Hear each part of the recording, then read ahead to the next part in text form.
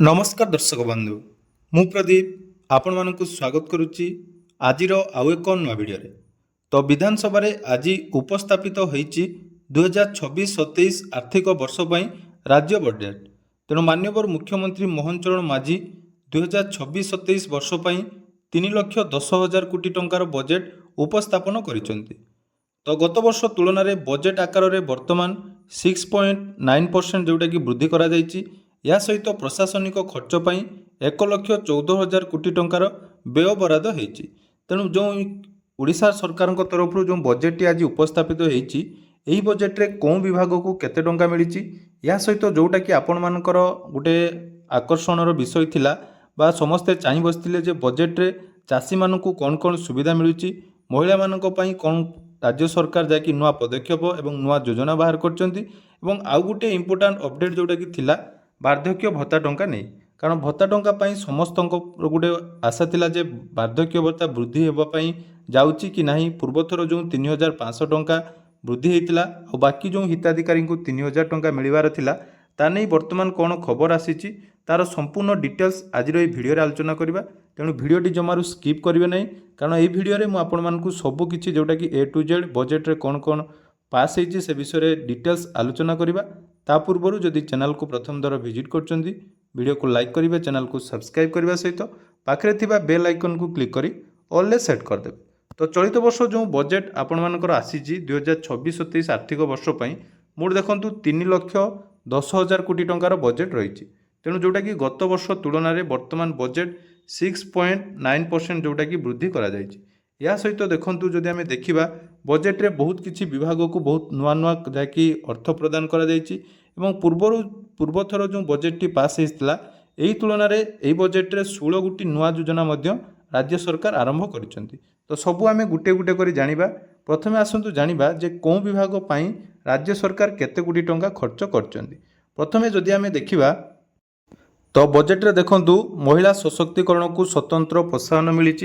तेणु सर्वप्रथमे सुभद्रा योजना पाई 10,145 कोटी टंका व्यय बराद करा जायछि।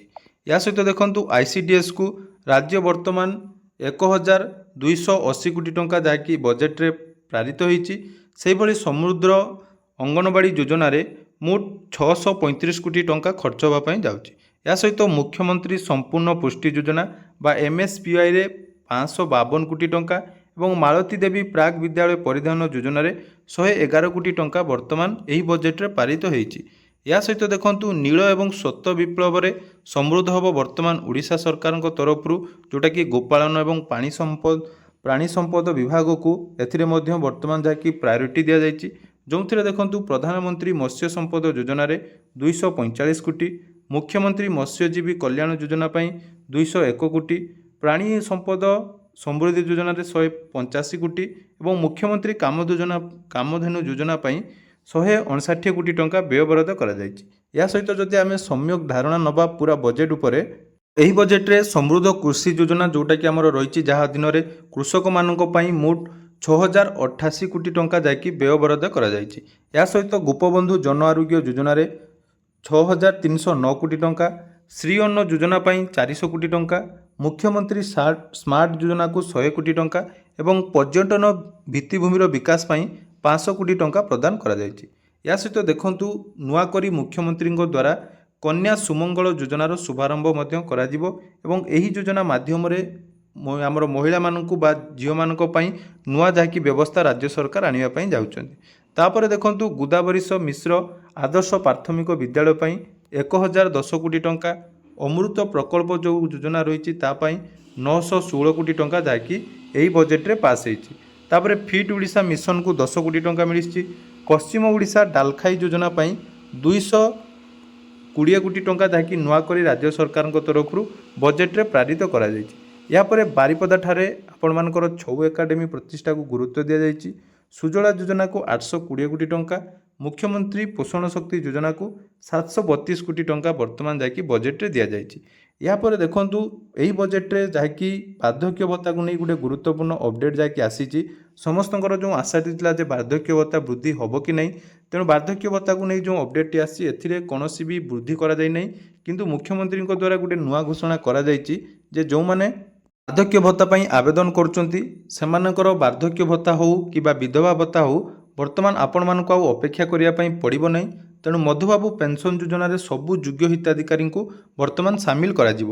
ଦୀର୍ଘ ଦିନ ଧରି ଯେଉଁମାନେ ଆବେଦନ କରିଥିଲେ ଏବଂ ବର୍ତ୍ତମାନ ସୁଦ୍ଧା ସେମାନଙ୍କର ଯାହାକି ଏପ୍ରୁଭାଲ୍ ହେଇନାହିଁ, ଖୁବ୍ ଜଲ୍ଦି ସେମାନେ ସମସ୍ତଙ୍କୁ ଯାହାକି ଯୋଗ୍ୟତା ଭିତରେ ଆପଣମାନଙ୍କୁ ଯାହାକି ଏଡ଼୍ କରାଯିବ ଏବଂ ହିତାଧିକାରୀଙ୍କ ମୃତ୍ୟୁ ହେଲେ ଯେଉଁ ଖାଲି ସ୍ଥାନ ପୂରଣର ନିୟମ ଥିଲା ତାହା ବର୍ତ୍ତମାନ ଆଉ ଲାଗୁ ହେବ ନାହିଁ।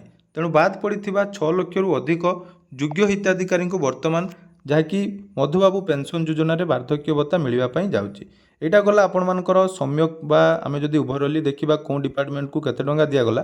ଏବେ ଦେଖନ୍ତୁ ଯେଉଁ ନୂଆ 16ଟି ଯୋଜନା ରାଜ୍ୟ ସରକାରଙ୍କ ତରଫରୁ ଆରମ୍ଭ କରାଯାଇଛି, ତ ସେହି 16ଟି ଯୋଜନା ବିଷୟରେ ଆସନ୍ତୁ ଟିକେ ନଜର ପକାଇବା। ତ ଏଥର ବଜେଟ୍ରେ ରାଜ୍ୟ ସରକାରଙ୍କ ତରଫରୁ 16ଟି ନୂଆ ଯୋଜନାର ଶୁଭାରମ୍ଭ କରାଯାଉଛି, ଯେଉଁଥିରେ ରହିଛି ଭୀମଜି ରାମଜି, ଯେଉଁଟାକି ପୂର୍ବରୁ ଆପଣମାନଙ୍କର MGNRGS ଥିଲା। ତ ତା ପାଇଁ ବର୍ତ୍ତମାନ ରାଜ୍ୟ ସରକାର ନିଜ ଫଣ୍ଡରୁ 5,575 କୋଟି ଟଙ୍କା ଖର୍ଚ୍ଚ କରିବେ ଏବଂ ସମୃଦ୍ଧ ଅଙ୍ଗନବାଡ଼ି ଯୋଜନା ଯେଉଁଟାକି ନୂଆ କରି ଆସିଛି ଏଥିରେ 635 କୋଟି, ମଡ଼େଲ ମଣ୍ଡି ପାଇଁ ମଧ୍ୟ 100 କୋଟି ଟଙ୍କା, ମୁଖ୍ୟମନ୍ତ୍ରୀ କନ୍ୟା ସୁମଙ୍ଗଳ ଯୋଜନାର ଶୁଭାରମ୍ଭ ହେଉଛି ଏବଂ ମୁଖ୍ୟମନ୍ତ୍ରୀ ସ୍ମାର୍ଟ ସିଟି ମିଶନରେ 100 କୋଟି ଟଙ୍କା ଖର୍ଚ୍ଚ ହେବ। ଗୋଲ୍ଡେନ୍ ଗ୍ରେନ୍ ଷ୍ଟୋରେଜ ପ୍ଲାନ୍ ଯେଉଁଟାକି ଆପଣମାନଙ୍କର ଶୀତଳ ଭଣ୍ଡାର ପାଇଁ 240 କୋଟି ଟଙ୍କା, ରେୟାର ଆର୍ଥ କରିଡର ଯେଉଁଟାକି ଆପଣମାନଙ୍କର ନୂଆ କରି ହେବା ପାଇଁ ଯାଉଛି ଉପକୂଳବର୍ତ୍ତୀ ଓଡ଼ିଶାରେ, ସେଇଟା 10 କୋଟି ଟଙ୍କା, state institute of transformative initiative ପାଇଁ ଆପଣମାନଙ୍କର ନୂଆ ପ୍ରୋଜେକ୍ଟ ଆସିବ। ବିଚ୍ଛିନ୍ନ ଅଞ୍ଚଳକୁ ଯୋଗାଯୋଗ ପାଇଁ 1,000 କୋଟି ଟଙ୍କା ରଖାଯାଇଛି। ସେହିଭଳି Jagannath entrepreneurship centre, world tourism centre ଯେଉଁଟାକି ପୁରୀରେ ନୂଆ କରି ଜଗନ୍ନାଥ ଧାମରେ ଏହିସବୁ ତିଆରି ହେବା ପାଇଁ ଯାଉଛି। ଷ୍ଟେଟ୍ AI ମିଶନରେ 23 କୋଟି ଟଙ୍କା ଖର୍ଚ୍ଚ ହେବ। ସେହିଭଳି ଟୁରିଜିମ୍ ଲ୍ୟାଣ୍ଡ ବ୍ୟାଙ୍କ ସ୍କିମ୍ ଯେଉଁଟାକି 150 କୋଟି ଟଙ୍କା, ଡାଲଖାଇ ଯୋଜନା ଯେଉଁଟାକି ପଶ୍ଚିମ ଓଡ଼ିଶା ପାଇଁ ନୂଆ କରି 220 କୋଟି ଟଙ୍କା, ମୁଖ୍ୟମନ୍ତ୍ରୀ ଅର୍ଥ ପରାମର୍ଶଦାତା ପରିଷଦ ଗଠନ ହେବ। ତା ସହିତ ଫିଟ୍ ଓଡ଼ିଶା ମିଶନରେ 10 କୋଟି ଟଙ୍କା ବ୍ୟୟବରାଦ ହୋଇଛି। ତେଣୁ ଏହିଭଳି ଭାବରେ ବଜେଟ୍ରେ ନୂଆ କରି ଯାକି ଏହିସବୁ ଘୋଷଣା ହୋଇଛି। ତେଣୁ ଆଜିର ବଜେଟ୍ର ମୁଁ ଆପଣମାନଙ୍କର ସାରାଂଶ ଟିକେ ଆପଣମାନଙ୍କୁ ସାମ୍ୟକ ଭାବରେ ଧାରଣା ଦେଲି। ତ ଆପଣମାନେ ବଜେଟ୍କୁ ଦେଖି ଏହି ବଜେଟ୍ କେଉଁମାନଙ୍କ ପାଇଁ ହିତକାରୀ ବା ଏହି ବଜେଟ୍ରେ ଆଉ କ'ଣ କ'ଣ ରାଜ୍ୟ ସରକାରଙ୍କ ତରଫରୁ ନୂଆ ପଦକ୍ଷେପ ନିଆଯାଇ ପାରିଥାନ୍ତା, ଯାହାଦ୍ୱାରା କି ଜନସାଧାରଣଙ୍କୁ ଏହି ବଜେଟ୍ରେ କ'ଣ ମିଳିବ, ଆପଣମାନଙ୍କ ମତାମତ ନିହାତି କମେଣ୍ଟ ସେକ୍ସନରେ ଜଣାଇବେ ଏବଂ ଭିଡ଼ିଓଟି ଭଲ ଲାଗିଥିଲେ ଚ୍ୟାନେଲକୁ ସବସ୍କ୍ରାଇବ୍ କରିବା ପାଇଁ ଜମାରୁ ଭୁଲିବେନି। ଧନ୍ୟବାଦ।